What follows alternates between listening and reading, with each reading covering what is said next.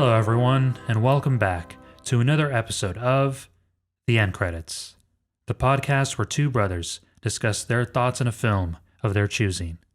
I'm Dominic. I'm Jonathan. And today we are talking about Frank Capra's Christmas classic, It's a Wonderful Life. When we were coming up with our Christmas list, I immediately knew that we were going to choose this film. It's definitely one that's on the top of most people's list when it comes to Christmas movies, and we couldn't forget this one. It's definitely a must-watch film for the month of Christmas. I'm pretty sure it's going to show on TV this time. I think it shows every time. Right. And if you have a chance, you should definitely watch it for yourself. Mm-hmm. It's a Wonderful Life was directed by Frank Capra with a release date of December 20th, 1946. Had a runtime of 2 hours and 12 minutes. In the genre as a Christmas fantasy drama. It stars James Stewart, Donna Reed, Lionel Barrymore, Thomas Mitchell, and Henry Travers. The summary for It's a Wonderful Life is the following. George Bailey has so many problems, he is thinking about ending it all, and it's Christmas. As angels discuss George, we see his life in a flashback. As George is about to jump from a bridge, he ends up rescuing his guardian angel, Clarence, who then shows George what his town would have looked like if he hadn't been for all of his good deeds over the years. I feel like there's a little bit more to it because we also have the relationships as well. And I guess it did touch on it because they mentioned that, if it hadn't been for him, then things would be different in the world and whatnot. And yeah, so we definitely see that. I actually thought it was interesting that we do get to cycle through his life, and I think it does a good job of being able to go in one moment of his life, get the essential details, and then we are able to skip through time. And it does it in such a way where we're really grabbing the essential pieces and not wasting too much time on he did this and then he did that. Yeah, it's good how they started it because, we start with like the angels, discussing like who he is, and it's through their telling that we see George's life in these stages, and it's kind of like it's also bringing the characters up to speed along with us, and it's like an interesting way to just show that because eventually Clarence does meet George, right? But we're in Clarence's point of view to see George's life stages, and yeah, it was just a well-rounded way to show it off. Right, because we first start out in his early stages as being a kid. Right, and it kind of shows just how his character like evolves throughout the time. Because in the kid stage, we only see like little scenes where we could attribute certain characteristics like heroism basically when it's like a kid stage, because we start off with him saving his brother from the ice, and that was like he did a good deed to because he lost the hearing in his ear at that point, so he was willing to sacrifice basically himself for somebody else. So that's like a good heroic quality to see out of him at a young age, and it just leads basically to the second scenario where he's at the ice cream parlor. Yeah, and I really like this moment because I felt like all of the kid versions of the main characters, I felt like all three of them, that being George, Mary, and Violet, all three of them were there. And I love how their kid versions feel a lot like the adults. Like they have certain characteristics about them that just feel like Jimmy Stewart or just feel like Donna Reed and whatnot. And I was just like, they did such a good job at casting the children. Right, I was gonna say they actually, you're right. They did feel like they're older versions of themselves, even though obviously they weren't them, right? Exactly, yeah. So you're right. I didn't even think about how great the casting was or how well they acted as children to, give off that believability for their characters. No, you're right. Right. But anyway, we see that next little bit of characteristic from George, and he sees that his boss is pretty like upset about something, and he's crying and whatnot. And George discovers that his boss's son has just died, and then he has to go deliver some pills, but the boss has laced some poison within the pills, and George takes note of that and basically just does the right thing and doesn't deliver the pills, and it kind of just becomes a thing of the boss hitting George and everything, and George apologizes, but then the two of them make up eventually in that moment, and uh, it just goes to show that George cares about his his boss and other people again, and willing to just step up to do what is right, even when someone else is telling him to do otherwise. Right, because I don't think like his boss, wanted to do it, right? Because he No. was just in this state of, he was sad, right? Yeah. And he messed up, and George knew that, he was even though he was a kid, right? He understood what was happening, and He understood that his boss was going through grief. right, and he basically stepped up to, prevent anything from happening because that could have been catastrophic, right? If someone actually took the poison, and George stepped up, and basically they embrace at the end, right? Mhm. Because they realize what happened, and what he did, and again, it's just another heroic thing to see that George, he has leadership qualities basically already. Yeah, it's definitely evident and clear. I like how the film doesn't waste any time with like we don't continue going on this road of seeing him as a kid. We skip ahead at that point to see him much older, and now Jimmy Stewart is playing the character, and you could tell that he has so much life in him. He's got all these passions and these dreams because he's heading out for college. Yeah, he wanted to go to Europe first to Europe Oh, right. to travel the world, and then go to college and get a degree, and basically, just live life to the fullest, for him at least. Mm-hmm. Yeah, because after being cooped up in this small town, uh, he's wanting to go and make something of himself, and he's obviously excited. He's young, Ambitious, and right? yeah. Like just ready to take on things. But unfortunately, that doesn't happen. And that's a reoccurring thing that we see throughout the film, that George always wants to go someplace, and just as he's about to make it, he ends up staying in Bedford Falls. Yeah, for some reason, in every stage of his life that we see, something comes up to prevent him from, achieving his goals, it seems. Right. And in this one, it really starts off where we have this dance at his high school gym, Mm-hmm. and we see like the older versions of other characters, his brother, and eventually Mary, who liked him. We saw at least the tease that he liked him when he was a kid, Right. but at this stage, they start to like each other, right? And they start dancing or whatnot. And the big scene here is, when the gym opens up, Right. Yeah. and it causes like And there's a pole underneath. Yeah. right. It causes the people watching to like, get out of the way or whatnot, right? Yeah. And they're like oblivious to this, and like, we're just pretty good or whatnot. Uh huh. And it's like Good this, moment. yeah, it's this funny scene that just they just go off the end of the pole, and eventually just everybody dives in, Yeah. and it's pretty iconic, I want to say, for this film, this opening scene, just to see, It's nice and lighthearted. right, and basically they go off to walking, him and Mary now, the older versions of themselves, and in this scene, we basically just see, what their differences are, what their ambitions are. And, George is so ambitious at this point. He wants to build everything. He wants to go see everything. He wants to do everything. And even to the point where, like, I can give the moon to Mary in this, again, famous scene where, Right. do you want the moon? I'll, throw a lasso over it and grab it down, So, Right. just again another way of just showing he's very much excited for this new stage of his life.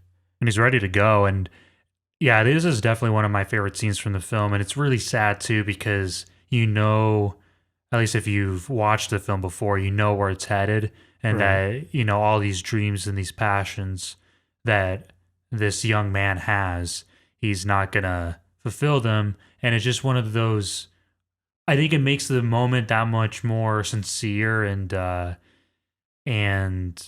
like just like gut wrenching because it's such a, I don't know, I like this scene is such like a young person's scene, if that makes any sense, you know? Right. Because there's all like this like fantasy and these dreams and like you said, excited for this next stages of life, and then it doesn't go that way.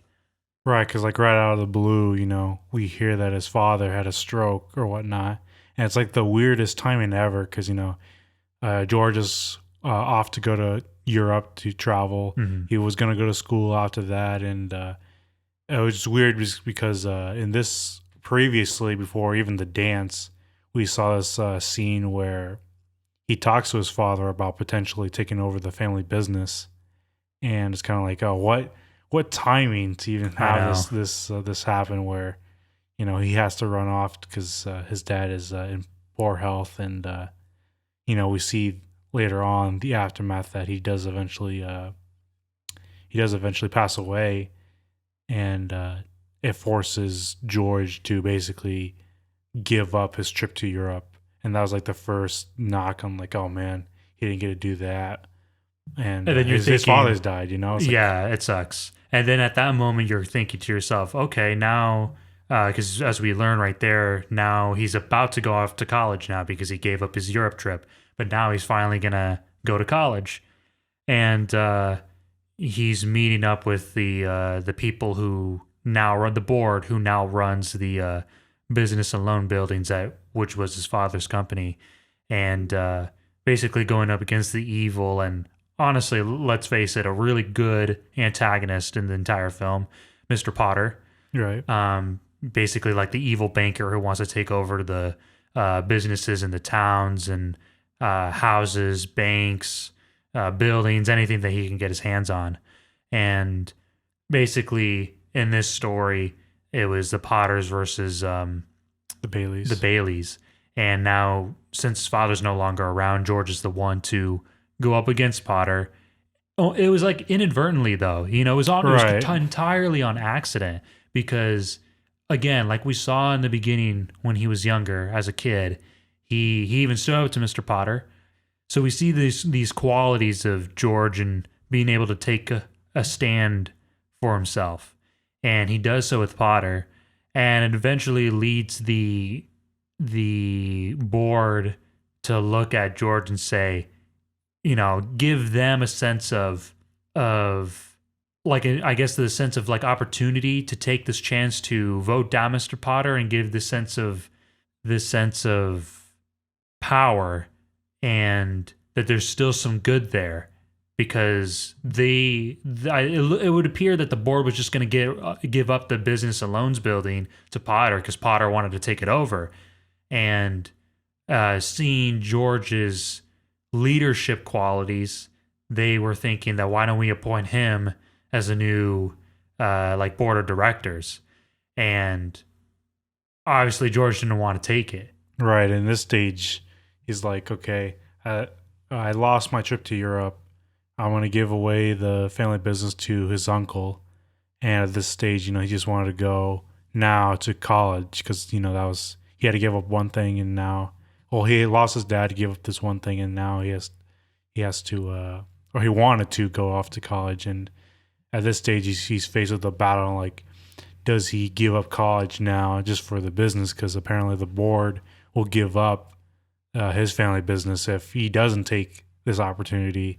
And it's kind of like, oh man, why doesn't my uncle take it or whatnot? And he's unfortunately he has to take the decision where he has to take the business and he has to give up college. Right. Do you ever feel like that maybe George took on too much responsibility that he actually didn't need to take onto himself? Did you ever feel that way in the film? Like Um, what I mean is that if you see everyone was completely okay with him going and that there was no reason to keep the building and loans company going. Like even the uncle said that, oh, it was okay, go and do your thing and go be you. Yeah, but it's more of he didn't want to be selfish because we saw this in his character throughout the beginning too, that he was a guy who stood up for either people or helped people.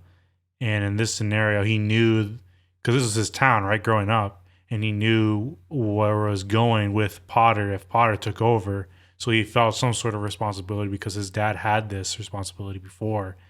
And now, since he was gone, he felt like, oh, I need to step up now and at least help this town, not go into the hands of this evil businessman named Potter. So I don't think he like took too much, or you could say he was too hard on himself, but like, But with like what Capra has given us in the right, film, it makes sense. right, it makes sense for his character, and Right. ultimately it was like a good thing for him, or a good thing for everybody in that sense. Right. So now we fast forward to an older George where he didn't go to Europe, he didn't go to college, and he's kind of like, in some ways, kind of bummed out, but at least he's excited for his brother to come back from college because eventually he had to give up his money and just give it to his brother to send him off to college. So he's at least a little hopeful that he's coming back to take the business, hopefully, so that George can have his time. And man, another like sad moment for him because once his brother comes back, we just know, where this is gonna lead. I know because, oh man, because he comes back and now we find out that his brother's married and he's got the wife, and the wife's father is offering his brother a job, and it was just kind of like, oh no. And immediately when George realized that, oh, the wife, the father-in-law has offered him a job, he's going off to his brother's wife and saying like, is it a good job and whatnot, and he gets some more details on it.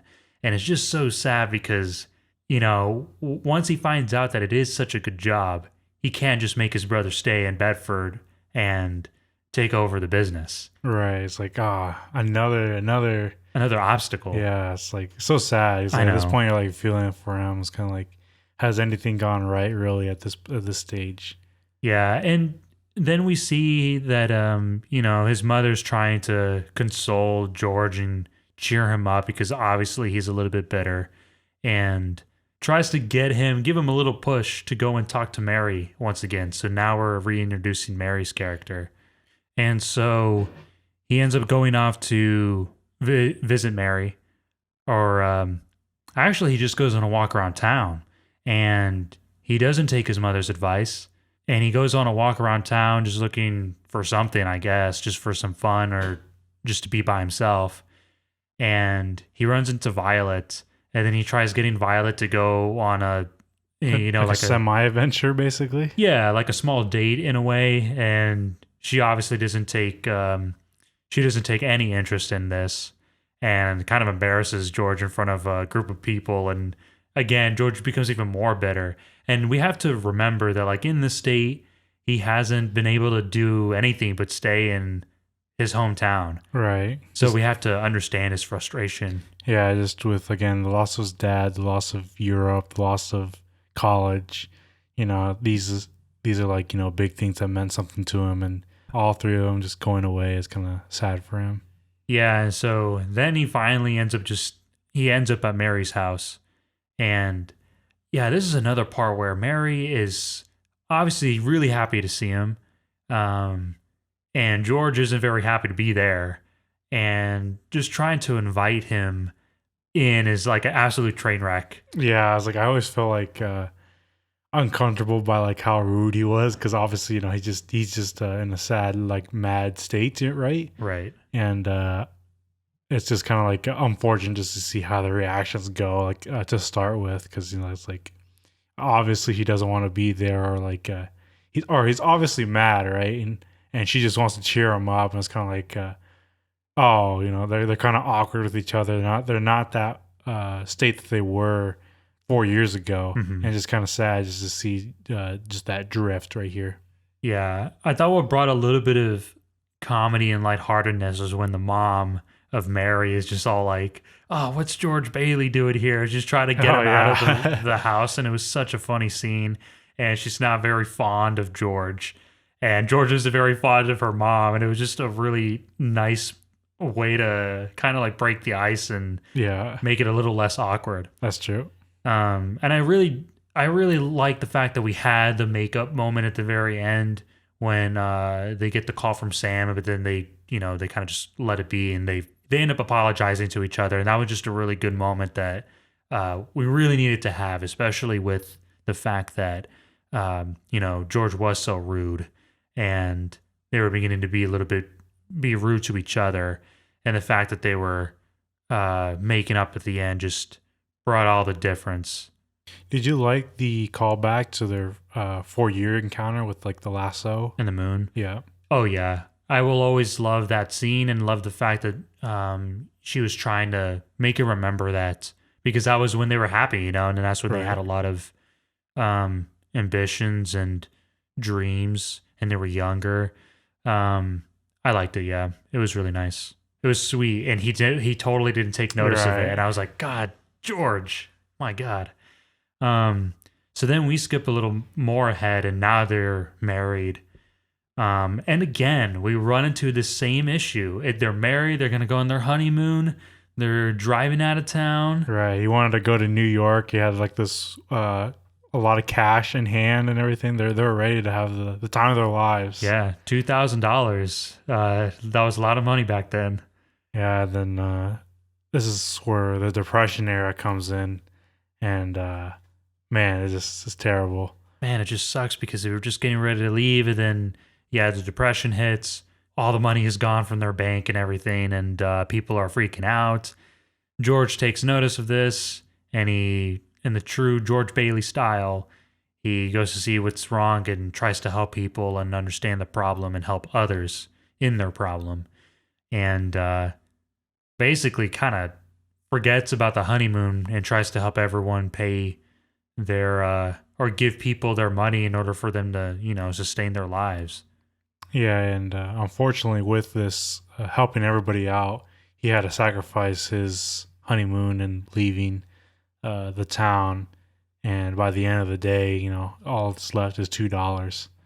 And so he does save everybody's lives, but again, just sacrificing his own. And it's again another sad moment. It's like, oh man, again he didn't get to go. Mm-hmm. But and then we have this like redeeming portion where like there's another like sweet moment. It's like, oh man, you can't help but like feel a little sad, but a little like happy in the sense that they're at least content.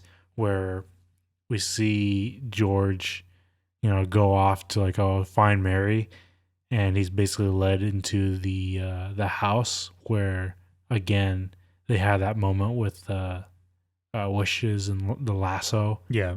from after the dance, and there he's led to this house, and it's all just raining, everything just nothing looks right. This house is all teared down and everything like that. But Mary's all happy and cooks a dinner of some sort, and this is their honeymoon or whatnot. And it's again just another sad moment, but you're at least happy that they're content with what they have at the moment. Right. And this is a good example from the film of the fact that George is so close with everyone in the town. And I always really enjoyed watching that on screen, that every character was close with George Bailey and everyone knew George Bailey. Like the cop, the taxi driver, all those people. And they're time and time again, they're always there for him. And that's a good thing to be aware of. And they established that so early on in the film. Right, because in this scene they're like singing outside and helping basically make this moment as as Best they can. yeah, the best they can. And no, they tried, and it's again just a good sweet moment. Yeah. Yeah. Then we end up. Wow, where do we end up after that? Oh, right. And we end up skipping further in time, I believe. And now we're at the point where George has like his own park development in Yeah. development. It's like a house division of some sort. Right. And basically giving the people of the town a chance to have a good house to live in. And whereas Potter is not doing the same thing, but the good thing to note here is that George is actually doing some good in the town with bringing these homes to people. Yeah, and at this stage, he still has the fight with Potter, and Potter's still a bitter, evil guy. yeah, and at this point, like Potter's getting like mad and like what can I do to like get rid of George Bailey or something, because he's basically they're having this fight and George is winning, so Right. he's thinking he's just plotting. Potter's plotting like what can I do to change the tide of battle, Hmm. and eventually he comes to the conclusion of like inviting George to like, okay, maybe you can work for me for a change, and I'll give you what you wanted, business trips out to New York and Money. yeah, good life and all that stuff, like security and adventure, and basically to help fulfill those portions of George, because Potter knows that that's what George has been wanting, and in some ways you're kind of like, okay, is this the way out? Could George take this opportunity to like have some sort of happiness, since again he lost his dad, he lost Europe, he lost his college, he lost a good honeymoon. Yeah. So it's like Is this that moment? And I honestly, and they even kind of tease you with this. It's almost like George Bailey almost took that offer. right. And I remember a long time ago thinking when I first watched this film that he was going to take it. And I was like, no, he can't do this. And I'm glad that he didn't take it because it wasn't the right path. But the fact that Potter made it seem and sound so good, because like you said, these are all the things that George didn't get a chance to have. I do wonder. I've always kind of been confused with this scene, really, because like, what would have been the bad portions of it? Like, he would have still been able to keep his company, right? Well, I think the thing is that Potter says that, but will he keep that promise? And knowing the kind of character that Potter is, he wouldn't have let him keep it. Was it the fact that it was just Potter? Like I don't think there was any scenario where George is losing his anything, right? Well, that's what Potter wants him to believe. I don't think that that was the case. In my mind, I thought that if George Bailey works for Potter, that means that he's essentially representing Potter. And then at some point, maybe when George is away, Potter's going to change everything. I think it was just a way to get him out of there, get him forgetting about that whole business. Because if George were to leave and experience all these other things, he never would have came back. Oh, Let's face okay. it. And I think that Sure. was Potter's intention. Sure. That makes sense now. Right. So I think that you know, it all sounds good, of course, but in the end it was just another one of Potter's schemes. Yeah, yeah. I definitely understand it now, because yeah, I was always confused. Like, okay, he can actually take this. Oh, it doesn't seem too bad, but now I'm just saying, yeah, he probably wouldn't have come back at that stage, and yeah, never looked back at the town. So yeah, Right. Well, he took the cigar. That's that's yeah, one thing. yeah, and just like George Bailey, he did, see, what the whole plot was, and he basically denied him outright, and again continues their feud throughout the movie or whatnot. Yeah, and George continuing to show those examples of who his character is. He's very consistent, you know? He stands up for what he believes in. He doesn't go against the people. He helps others. He's a leader. And we continue to see that at this moment in time. Um, so then we fast forward some more, and at this point, he has children. Man, he's got like four, I think. And now we're finally in that Christmas time of the story. George is continuing to help people. Both him and Mary are older, and they are, of course, like, they're struggling with the business a little bit and trying to, pay things back and whatnot. And then it gets to the real like kicker of the story or that real obstacle that it almost feels like George won't be able to get out of. And that's when Uncle Billy needs to go and um, deposit the $8,000, and he ends up losing it.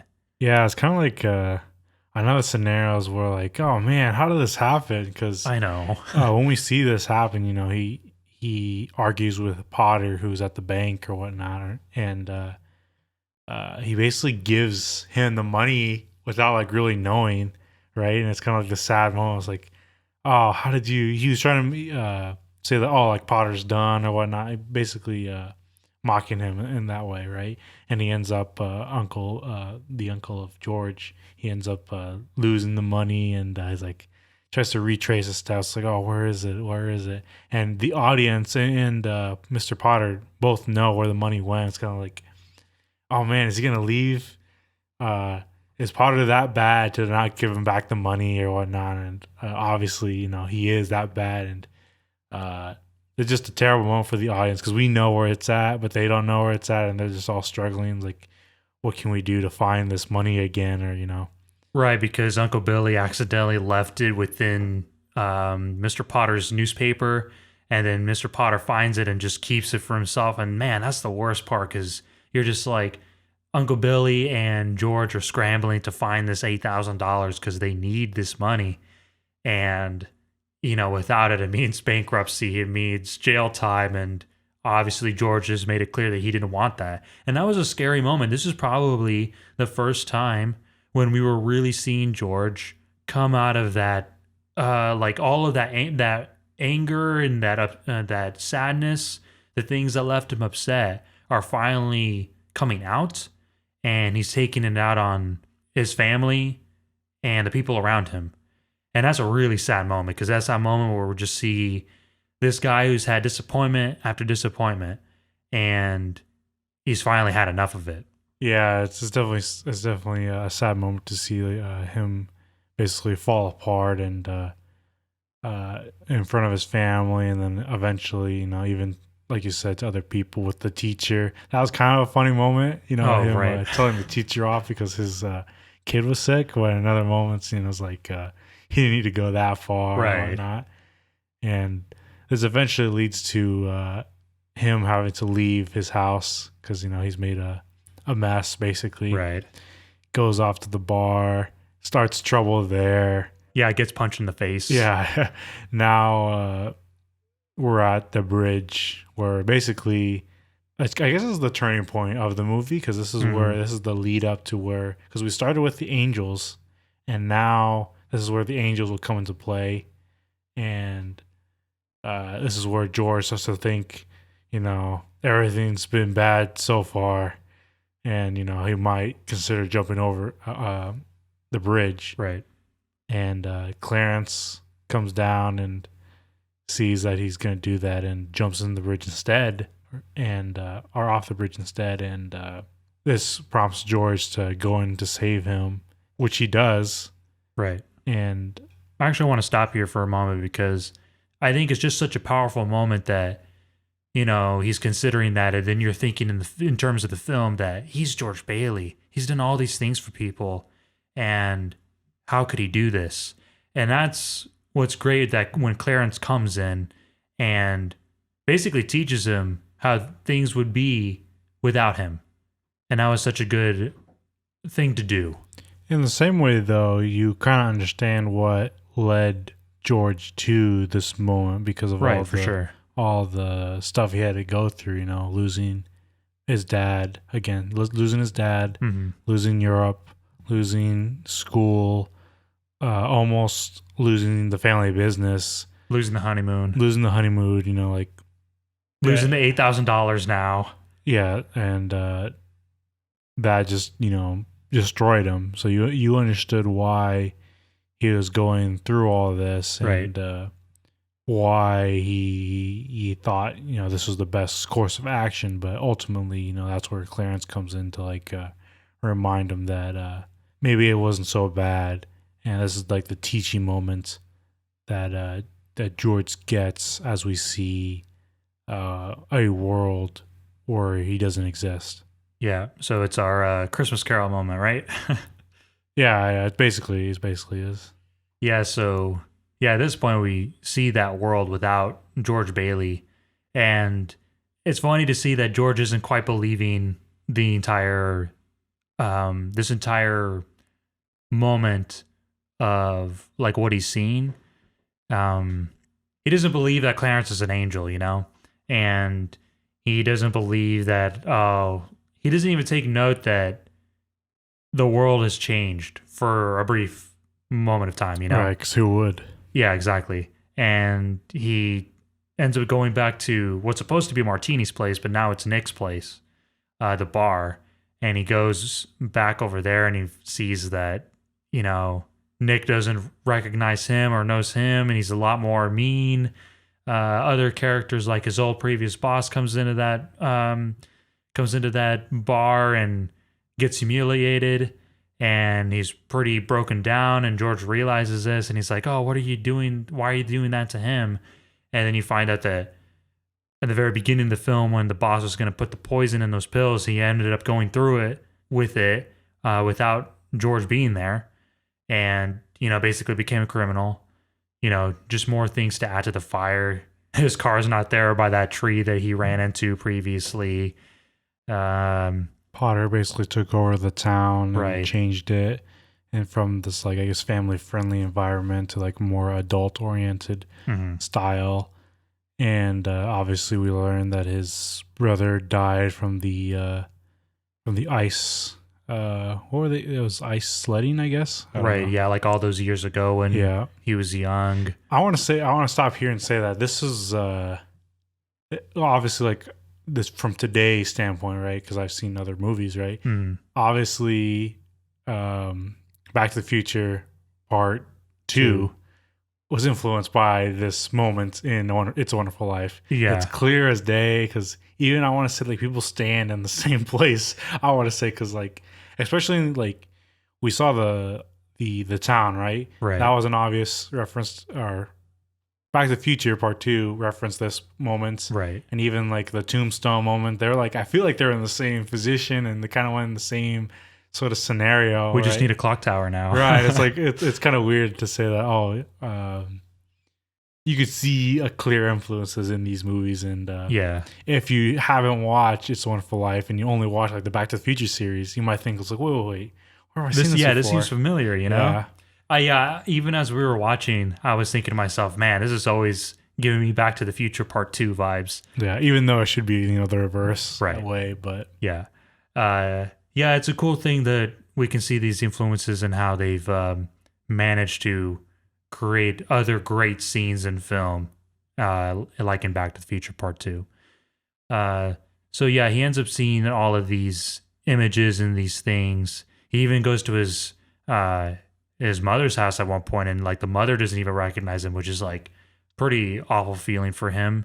And learns that Uncle Billy's in an insane asylum, and then it gets to the point where he's like, "Well, where's Mary?" And he goes to Clarence and he's like begging him to let him know where Mary is, and she ended up never marrying. She's just a librarian, I think, and he freaks her out, which is like a terrible scene.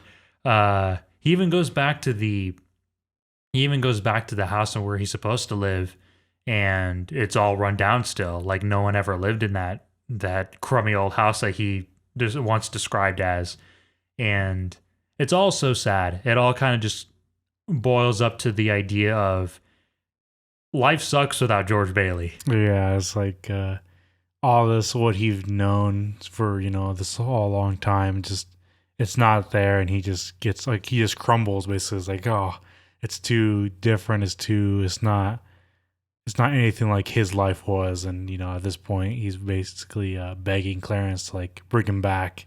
It's like, take me back to where I was, and because he can't stand this world that just changed with his presence not there. This is probably one of my favorite scenes of the film, apart from that the lasso scene with the moon.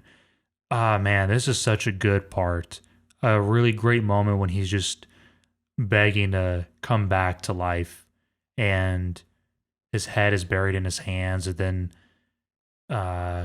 just telling Clarence to let him back in, and then it begins to snow and whatnot. I don't know. It's such a powerful moment, and especially like when we're left in the silence of when uh, Bert the cop comes, and it just ends up being really silent as he pulls into the snow, like onto the bridge. And I love that moment because it's that moment of change, and it's all just so quiet. And I've always loved this moment because it's just George, Bert, and the snow, and just like the two of them alone is just like asking if you're okay.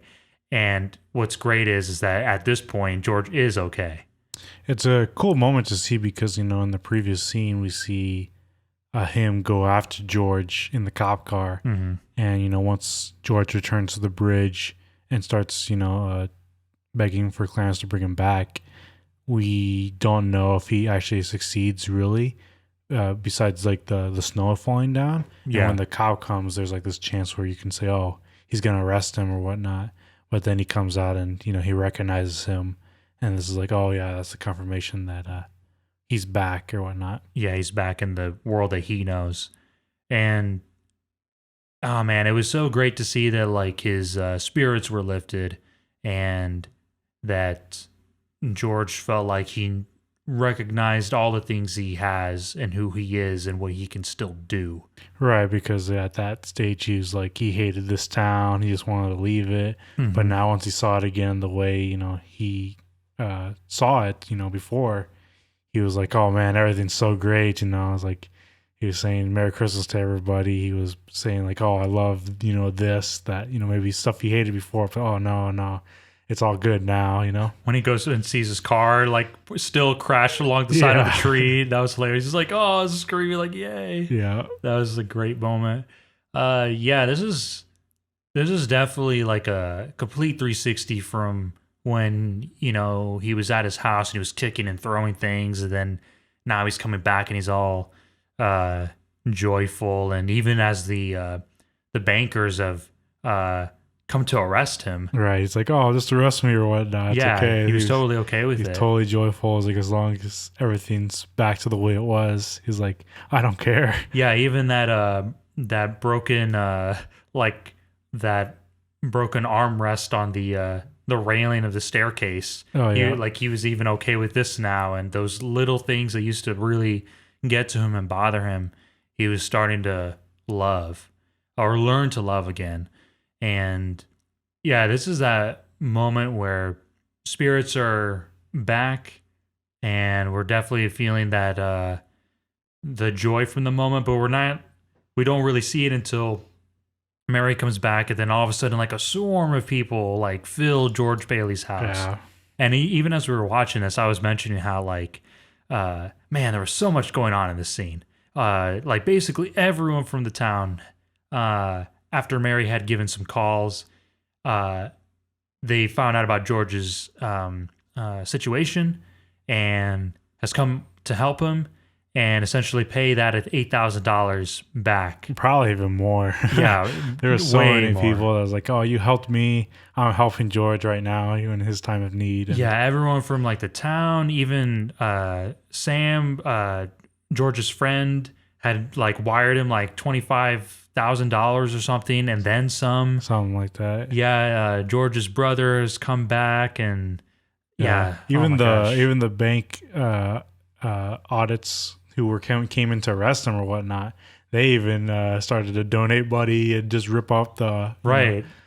paper to arrest him or whatnot. That was kind of funny too, to see that everybody in the house that was crowded, you know, basically pitched in to help George, and this helped remind him that you know, he did some good deeds for people, and that his life wasn't so bad after all. This is a really another iconic and great scene too.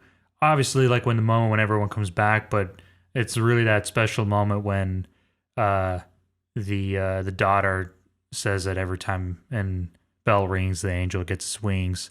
Very iconic scene. Yeah. Everyone knows it. Everyone knows it. Honestly, my favorite part about that scene is not the bells ringing and the girl saying that. My favorite part is when George looks at the book. Oh, that, the Tom Sawyer book? Right, that belonged to Clarence, and the message that was written in there.